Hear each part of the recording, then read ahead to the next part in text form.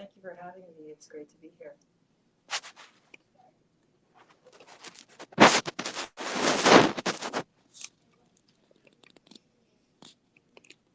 Sure. Um, so I'm director of the museum, which means a lot of things. I'm basically responsible for almost everything that happens at the museum in the sense that, if, you know, I need to make sure that the staff are doing what they need to do, that if we have obligations and responsibilities, those are met. I'm also sort of supposed to be responsible for setting something called strategy and vision for the museum, which is what by that we mean I'm supposed to kind of think about how we want the museum to be in the future, the goals that we want to achieve, and how we go about achieving them. So the vision is something that we arrive at with discussion with the staff, with our advisory board, with stakeholders, and it's something that we are constantly revising and reviewing and thinking about. So a typical day in my life as a museum director is it's just different every day. There are some things that are consistent or constant. Those are meetings. I'm always in meetings. And those can be meetings with my staff, with teams of staff, departments, and they can be meetings with external stakeholders or with my supervisors. So the Arab American National Museum is it's a bit strange, a strange model or an unusual model for a museum in that it's embedded in a larger nonprofit called Access, which I think a lot of you are familiar with. Mm-hmm. Usually museums are standalone museums or they're part of a university. So very few examples of museums like ours exist. So by that I have a boss. And my boss is not usually a director's boss is the board of directors or trustees. I actually have a report to people at Access. So there's a lot of that kind of administrative work, but there's a lot of fun and exciting things I do also on a daily basis, which can mean meeting with artists who come through our doors at the museum. We have an artist in residence program, so almost every month we have a visiting artist. It can be researchers who want to come and learn about the Arab American community and its history. It can be just community members who are, will have something to say to me or a request or an idea or a partnership. So it's what I like about, I think, being a museum director, that there's no routine necessarily. That it's, it varies, every day is different, and it's a very fun and fulfilling, but challenging role as well.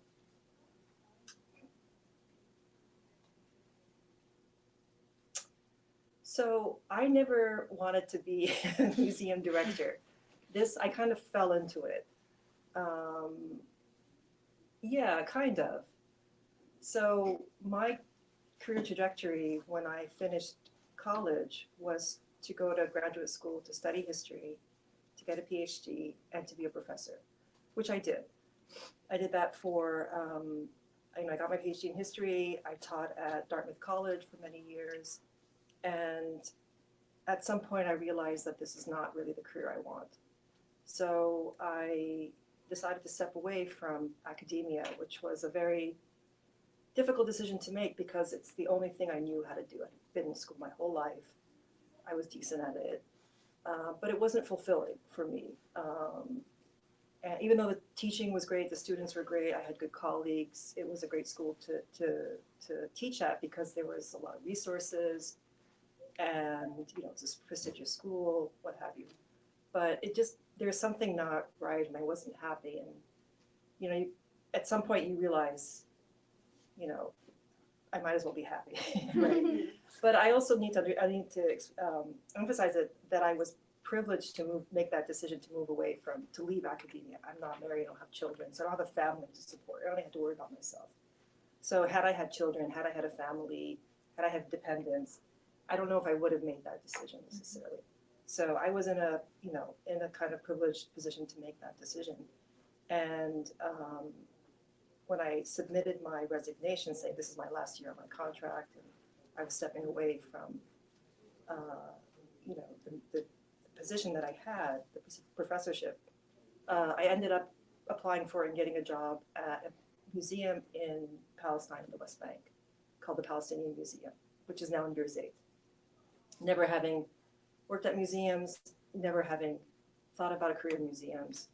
So I was offered the job and I quickly had to learn about museums. So what I did was I went to the HUD Museum, which is the campus museum at Dartmouth. And I went to the, administrators, people who work there, and I said, I have this job that I've been offered that I'm going to start in August. Can I shadow you guys? This was in the spring semester. And they said, sure, come over. And I would go like once or twice a week for about 2 months. And I would meet with different department heads and different employees, and they would explain to me what museum work was like. So that's how I got into museums. And then I left, I went to Palestine. I worked at the Palestinian Museum for about a year and a bit. And I was just building the museum. We hadn't even there wasn't a building yet. So we're building a team and processes and procedures and what have you. Then I had to leave because I don't have a West Bank ID. I'm Palestinian, but I don't have permission to live there. So I ended up in Jordan. I worked in cultural heritage. And then this job opened up and I applied in 2018 and moved here in 2019. So I kind of had a very strange career trajectory for a museum director. Most museum directors, I think, move through the ranks. I kind of came at it from the side, but it's there's not a lot. I mean, it's still, there's a very strong educational mission for museums. So it's not strange that as a historian, I went into, and as a professor and a teacher, I went into museums, and also history is telling stories, right? Trying to explain change, explain the past. And that's a lot of what the museum does, is trying to sort of to explain things, to tell a story, to tell a history. Not all museums. I mean, some art museums are maybe slightly different. We're a historical museum in the sense that we tell the history of the Arab American community, the history of Arab immigration to the United States, what Arabs, did while they were here, their culture, among other things. So, but even art history museums, when you have an exhibit, you're telling a story, telling a narrative. There's a narrative you're trying to communicate. So obviously your role sounds very complex, but what I'm really curious to know about is, as a director, how do you go about selecting which artifacts you want to include in an exhibition? So I don't choose artifacts for the exhibition. I'm not a curator. I'm a director. So, and I never have been a curator. So, but the way that our curators work, and historically and right now, is that you have to have a sort of story you want to tell or a narrative you're trying to tell. And you're using those objects to best express the point you're trying to make. So at the Arab American National Museum, if you've been there, we have what we call our core galleries, which are the quote unquote permanent galleries. They don't change that much. And then we have a temporary gallery space. So there's a constant rotation of exhibitions that come through. For the core galleries, those objects were chosen, again, to sort of emphasize the points that we were trying to tell or make. But all those objects that you see in the museum were actually objects that were donated to the museum by members of the Arab American community throughout the country. So when the museum was being established in the early 2000s,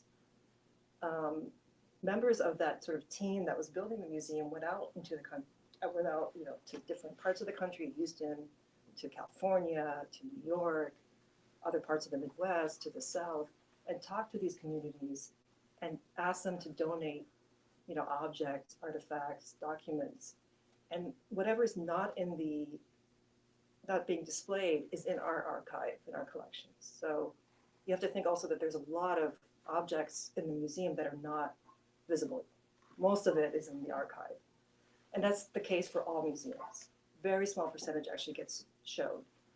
But the objects, they have to have some sort of significance and meaning.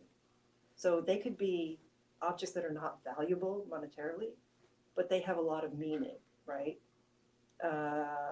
For instance, there are in the Coming to America exhibit, the entrance, if you remember. So it's the first one, tells the history of Arab immigration to the United States. There's that sort of initial introductory kind of panel outside before you enter. And there's a pair of shoes worn by a woman called Sarah Abdullah. She was Syrian. This is in the 1920s. She wore them. They're beaded. They're beautiful shoes. I don't think they don't cost, right? I mean, they're probably worth $50, let's say. But they're beautifully made. So there is that sort of craftsmanship. And it's shoes that she wore during her crossing, during when she came over to the United States. And then she has a very interesting story. She actually made it to Ellis Island. She was denied entry. She had to return back to Europe because she had some ailment, some eye ailment.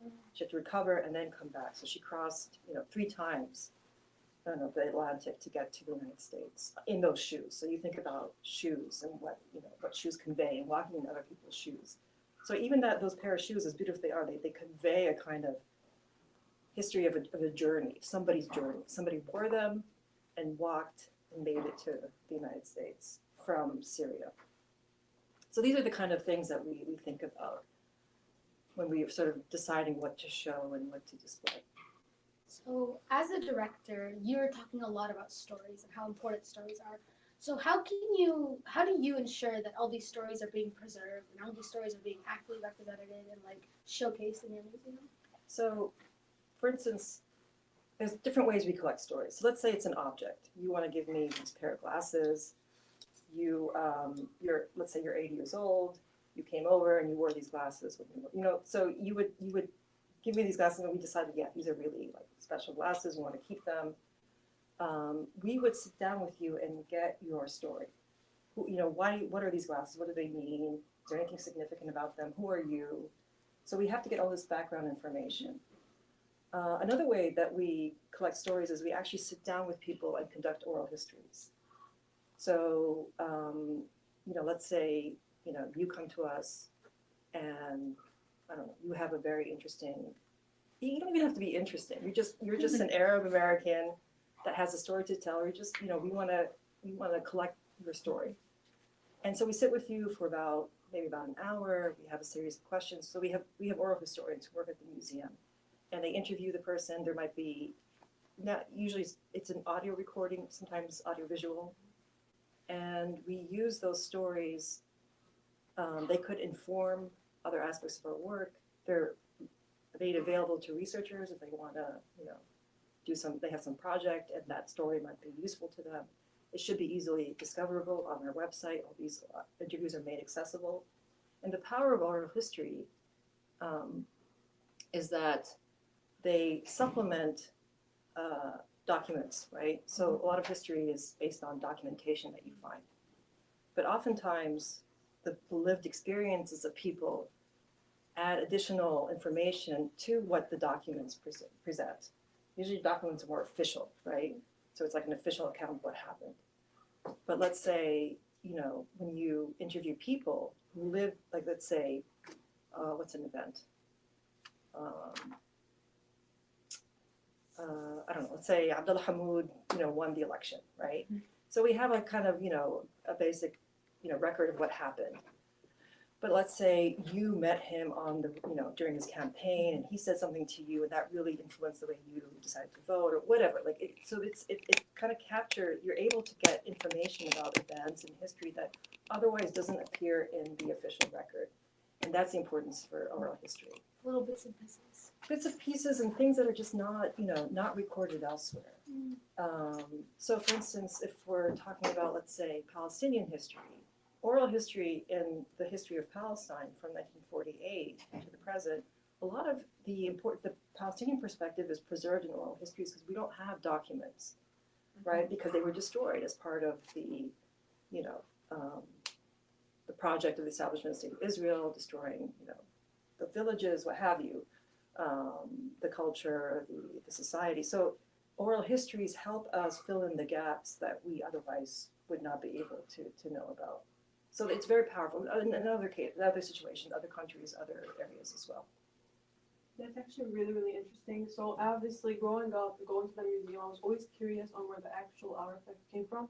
We did briefly go over it, but is there an archaeologist on staff, or do they come from the community or overseas?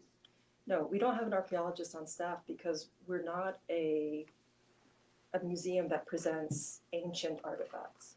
So we do have some older artifacts, but those are either donated to us, and we use them to tell the story of sort of Arab contributions to world civilization. That's when you enter the courtyard. There's a sort of a gallery there, there's an exhibit there.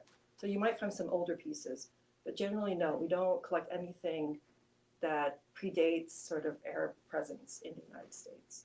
So we don't have an archaeologist on site. So we have curators and people who take care of the collections. But they are, they're trained to how to handle objects, how to catalog them, how to preserve them.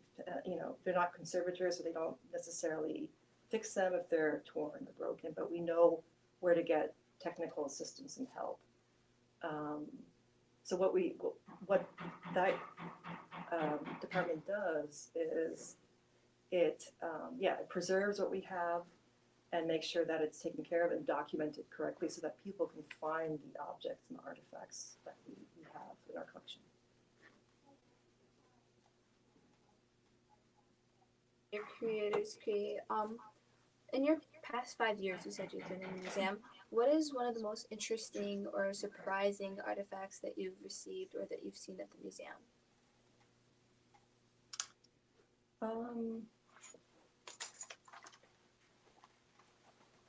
One of the more memorable ones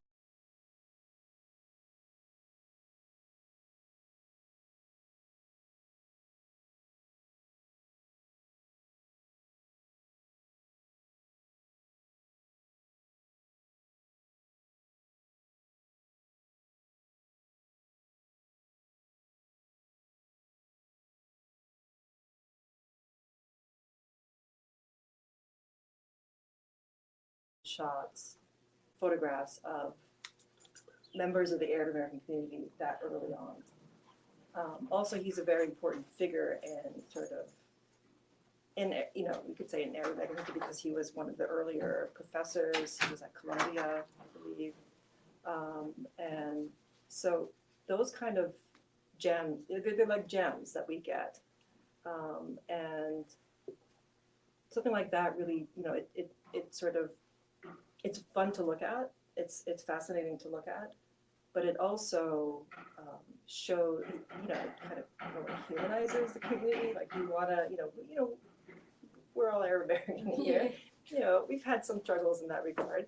So I think it sort of humanizes us. There are people like in the park or whatever doing everyday things, and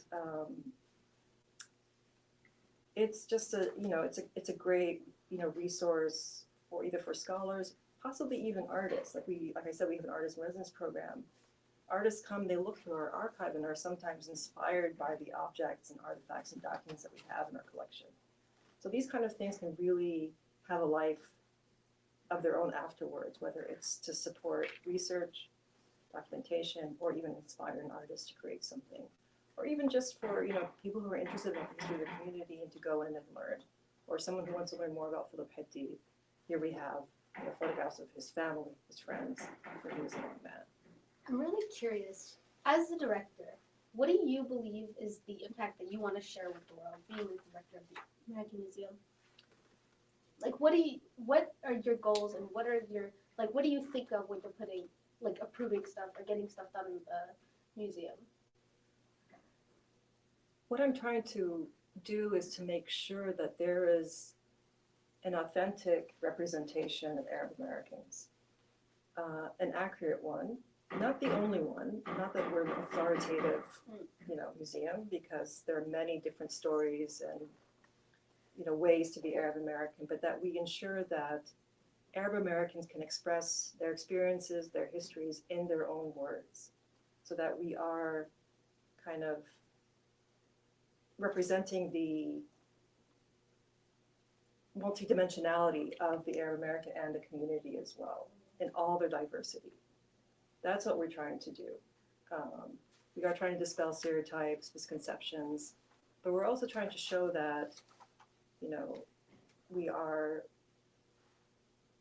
we produce culture, we are interesting, but interesting in a sense that people can learn from our experiences and the culture we produce, and that we have a history here, and that history is nuanced and rich. To put our experiences out there into the world. Yeah, and to say, we're here, this is who we are, and this is what we, what we experience and how we experience it.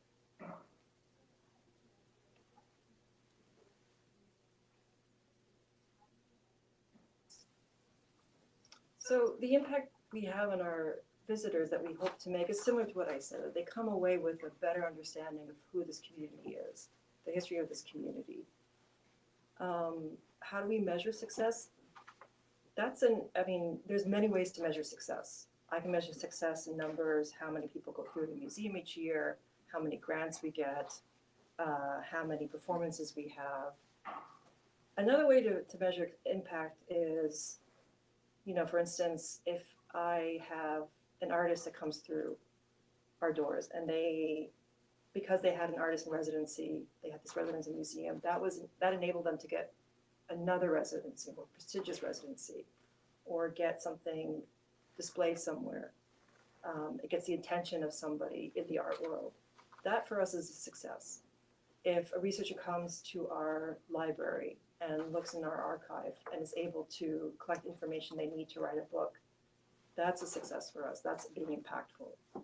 So there's many ways to sort of measure. It doesn't have to be numbers and check marks and stuff. It can really be somebody coming through our door. Like there was one of my favorite stories about kind of the impact of the museum. We have a writing fellowship, a writing workshop that we have every spring. And it's usually about poetry. It can be about prose as well. And one year we did it in the temporary exhibit. There was an art exhibit. And there was I wasn't there. My colleague told me that the student was in there and looking at the artwork on the walls and asked, did you guys do this? Like the staff make the art. And my colleague said, no, these are artists. This is what they do. And this young woman didn't really understand and didn't realize, I think, that there was a whole, like you could be an artist and have a career as an artist and produce work and have a practice. And so when you're exposed, like that kind of exposure to somebody, like it opens a window, for me, that's a success. For somebody, a young person to come in and make new connections and understand new possibilities, for me, that's also a success. And I think that's what we're trying to do at the museum.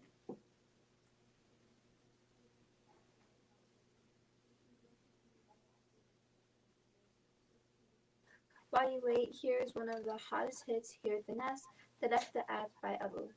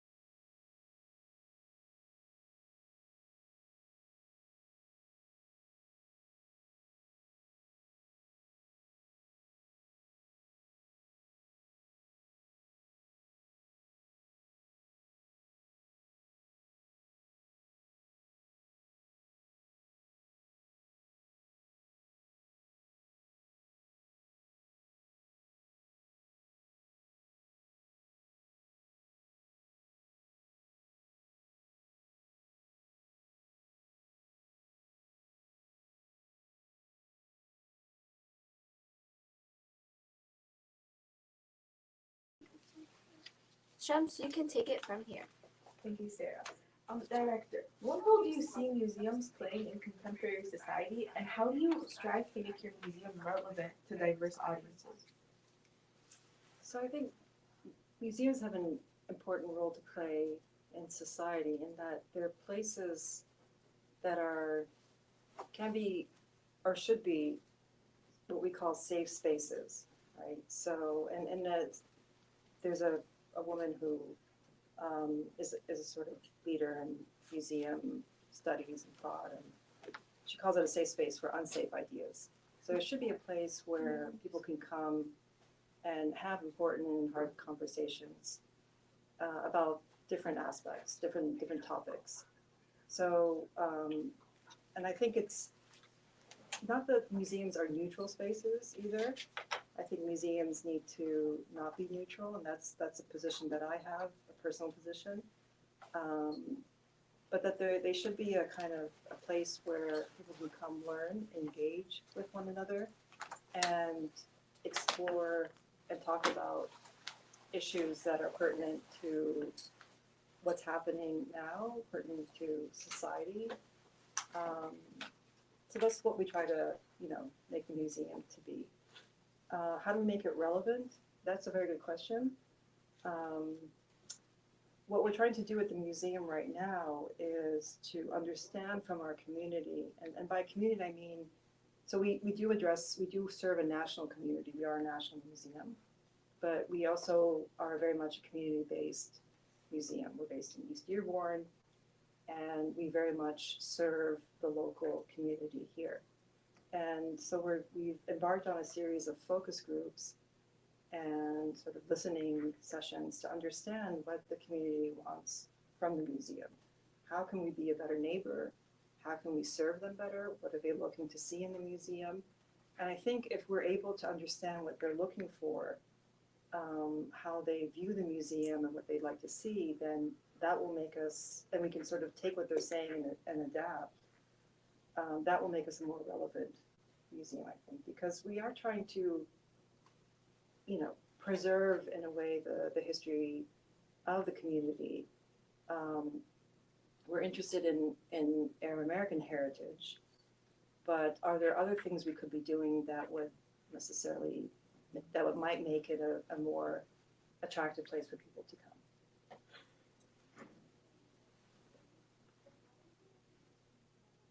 Receive feedback from its audience, its visitors, and how does it incorporate that to become better, Sure. Yeah, so we have different ways of doing that. One, we have a sort of what we call a visitor survey. And that usually goes out to people who come to our programs, our public programs. And these are randomly selected from people who have registered, and we send them out to them. Not many people respond, but we try to get feedback on the quality of their visit. Did they like, is the building, did it meet their expectations? Did the performance meet their expectations? And we try to get some information about them themselves. If we also have, for instance, in certain if there's a program like the Writing Fellows program that we have, we also get feedback, evaluations from those who participated in the program. Our Artist in Residence program, at the end of every residency, we ask that the artists fill out an evaluation form. So if there's issues that are important and glaring or suggestions, we try to take that and see what we can do. So for instance, if someone tells us, you really need to have a cafe here, right? Mm-hmm. Which, okay, arguably that'd be great. Many museums have cafes, but we cannot put in a cafe. That's a big undertaking. We might in the future, but that's not something we can do. But if they say, this was a great, let's say, bilingual event, Arabic and English. We really enjoyed this bilingual event. I was able to bring my mother, her English isn't great, but she was able to enjoy it. So then we kind of say, okay, this is an important point. Let's try to incorporate more bilingual events or more Arabic language events. We get a lot of attendees at multi-generational events. So we have family parties during Eid, and we have one for Eid and one around Christmas time. and the feedback we get, there's surveys that are sent out, but there's a lot of word of mouth feedback and anecdotal feedback, and those are very much appreciated. So to me, that tells me multi-generational events or programs are great because they bring in more people, they bring in parents, they bring in kids. So, and we want people to come to the museum and see the museum and explore it. So that's one way that maybe we should incorporate more multi-generational events. A lot of our visitorship is young actually, which is great for a museum. Most museums have older people who come. So we have a very young sort of, I don't call them clientele, but our visitors tend to be young people, a little older than yourselves here, like in their 20s and 30s. So we need to understand also what they want and what they're looking for. And if they're the ones who are coming most, that tells us, okay, our programming does appeal to that age group. But maybe we want more, more people who are different ages to come as well. So there's different ways we sort of look at how we're performing and try to modify accordingly.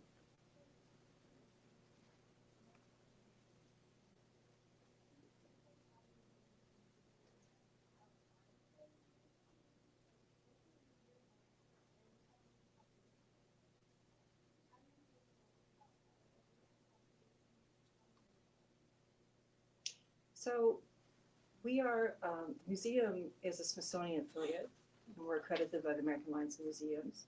So people can find out about the museum that way.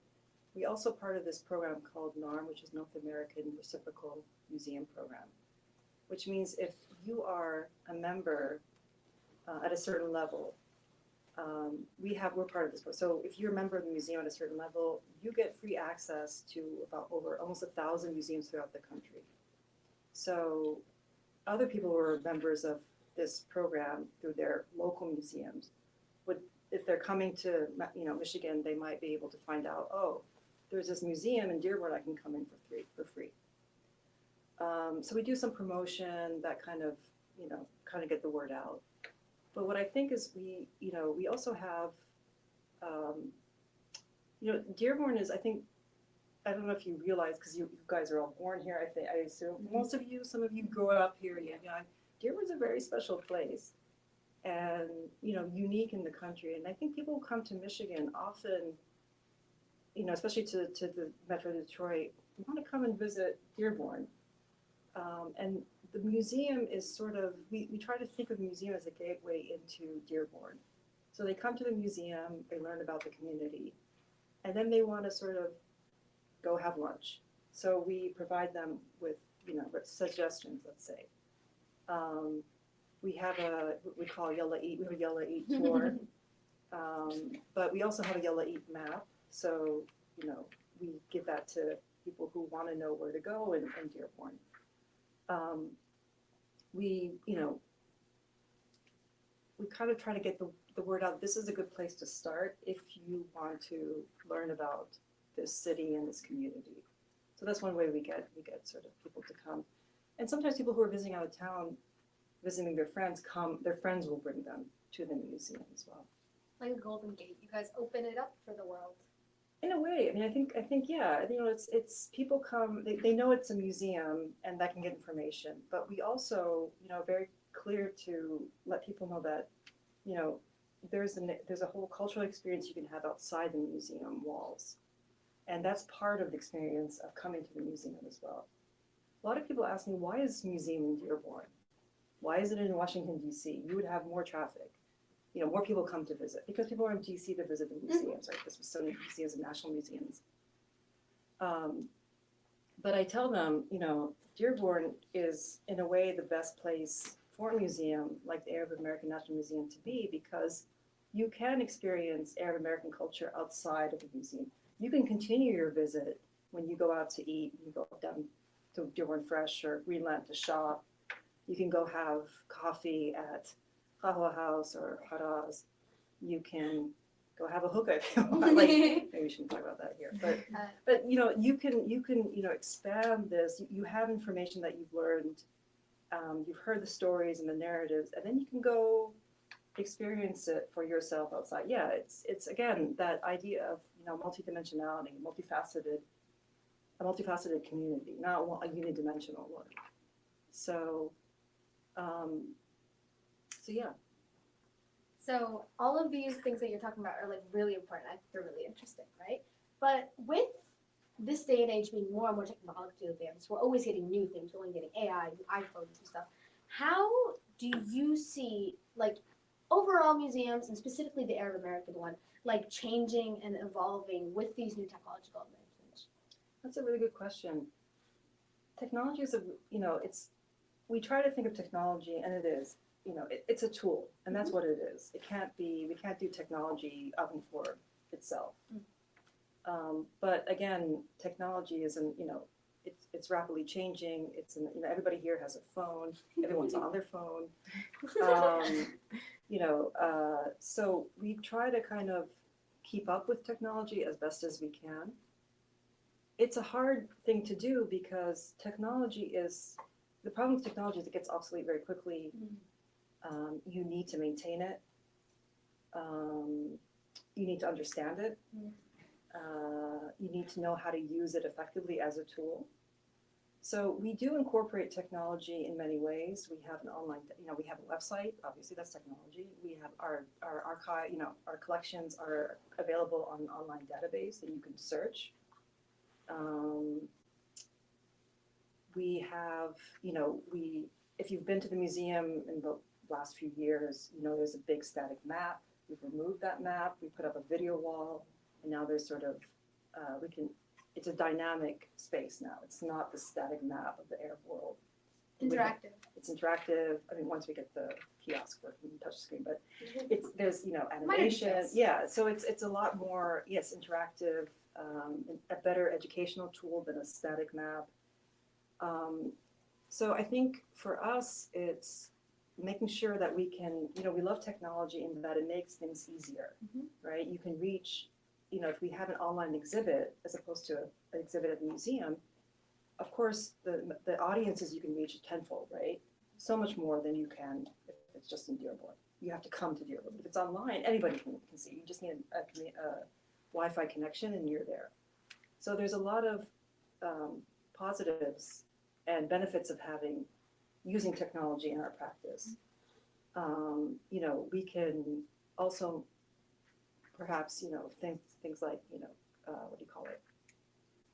Not crowdsource, but let's say we want people to, we want to increase our oral history collection. We want to encourage people to sort of record their own oral histories. You can record them, upload them to someplace on the website, and we can, so it's a lot more interactive and engaging in many ways.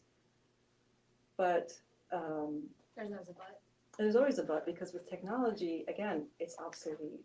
It's the great thing about analog is it's sometimes easy to maintain. It's tactile. There's another way of connecting. Technology is wonderful and important, but you need to have a lot of things in place for it to work great. So we're now working on a digital strategy for the museum.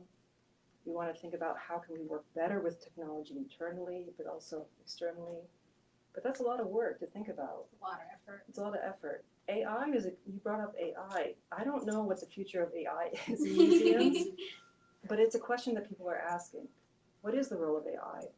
I don't know. It's something it's in the back of my mind I want to explore a bit more. I don't have an answer for you, but it's going to be, if by listening to what people are saying, AI is, going to be an essential part of our lives. It already is. So much of what we do and interact is through AI, but the kind of, generative aspect of AI. How will that play in museums? I don't know, but it's here, and we need to understand it. So I think technology is great, and it's a great tool, but I'm a little not that I'm a Luddite. I like technology, but I'm kind of wary of it because it's expensive. It gets obsolete very quickly. You're the director. That's the things you have to worry about. Yeah, it gets obsolete very quickly, and you have to keep, you have to have people who are, technology, tech savvy, understand IT, understand digital strategies, how things work. And if you have good people, again, it comes back to people. If you get people in place, you can really use technology in a way that is exciting and phenomenal. But you have to, a lot of moving parts have to be there working together to make it great.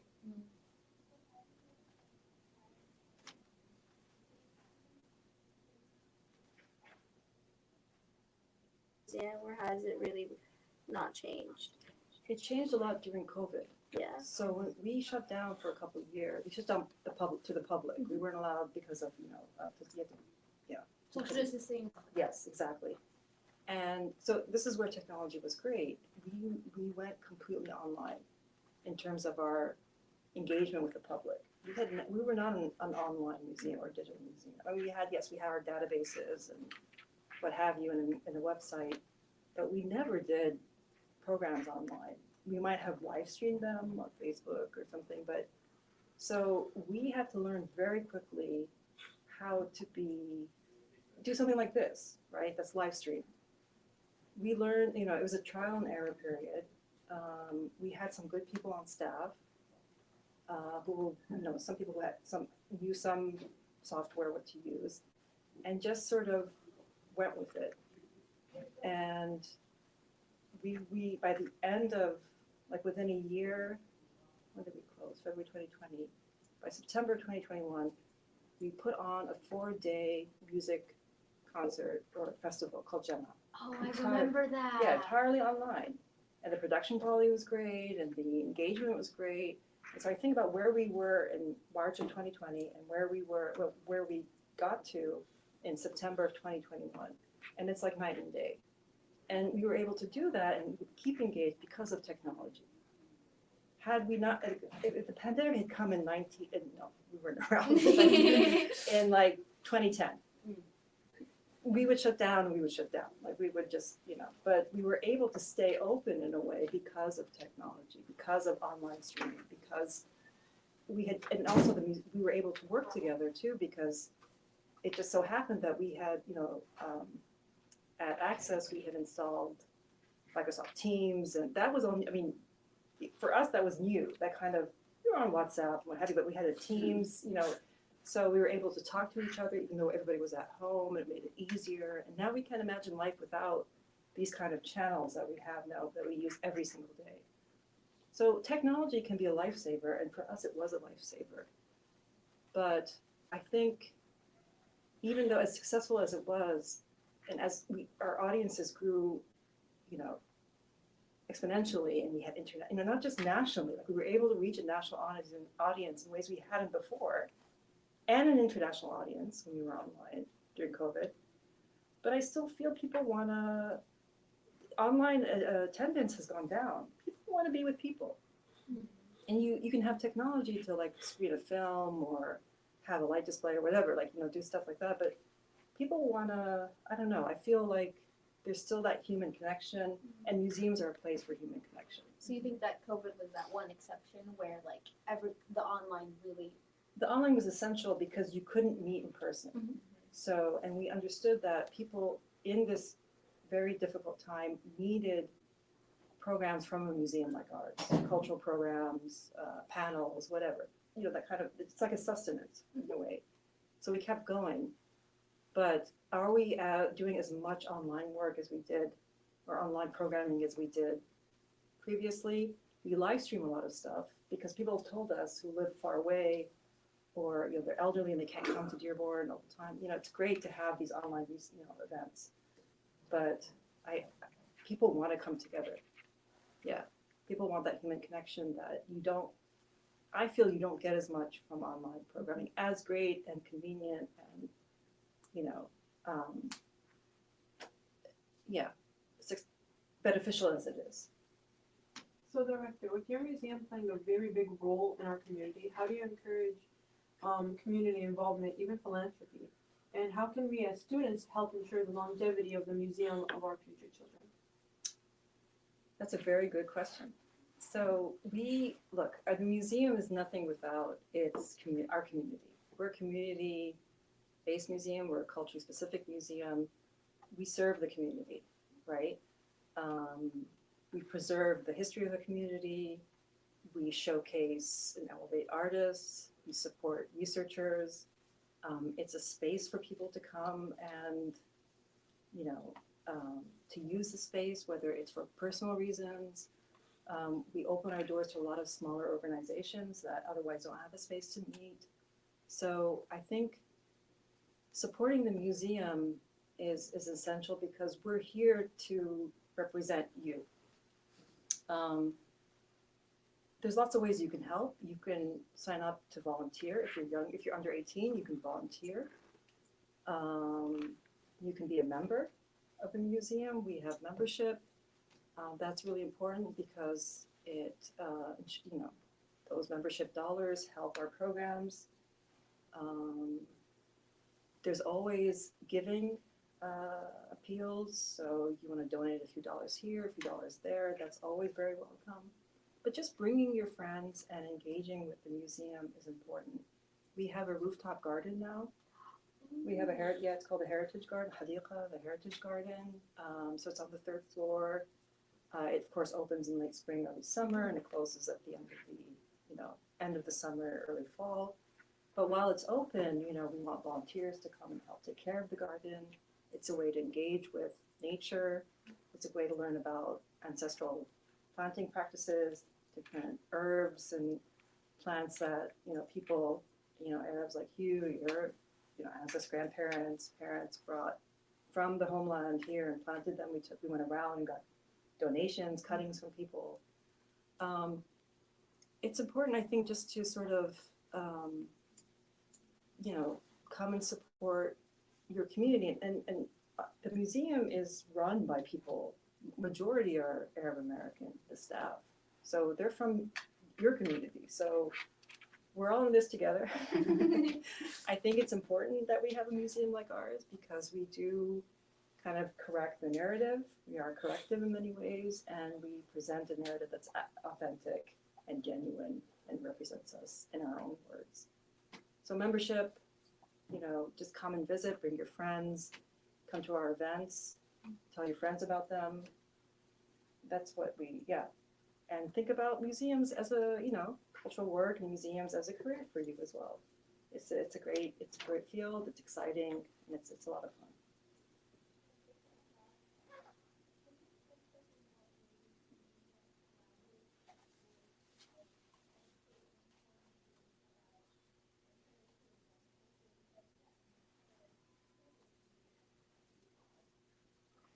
Sure, yeah.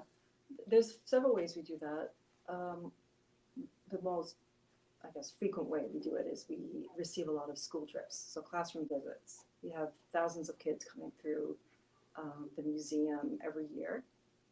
They do a tour of the museum. There's sometimes an activity that we do that's sort of Arab heritage related. Sometimes we provide them lunch, so that's a lunch from one of the restaurants nearby, so they're exposed to Arabic food and cuisine.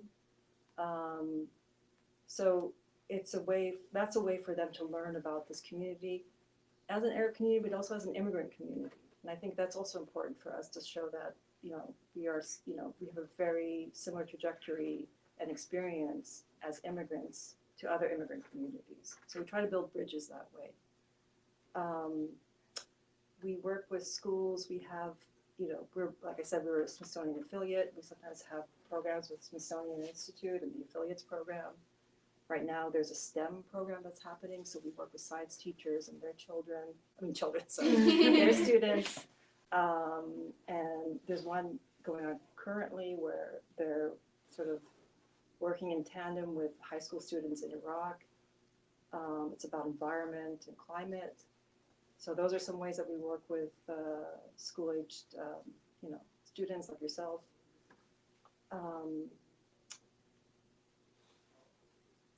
Like the writing program is for high school students. We teach, it's an opportunity for them to explore creative writing, whether it's poetry or prose. It's a great program because you work with, working artists, poets. At the end of this, we have a presentation. We produce an anthology of the poetry. So you actually have published work. Those are some ways that we work with kids. We also work with educators to create lesson plans, to work with schools to help them learn how to present not just Arab American history, but Arab history as well. So those are some of the ways in which we work with schools. And we're, the Hamada school system has been a big support of the museum, and we really appreciate that partnership.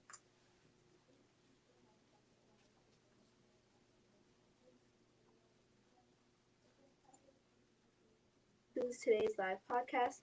Tune in next time for more enlightening discussions on the NAS radio station. Until then, stay curious and visit the Arab American National Museum. This is Sarah checking out.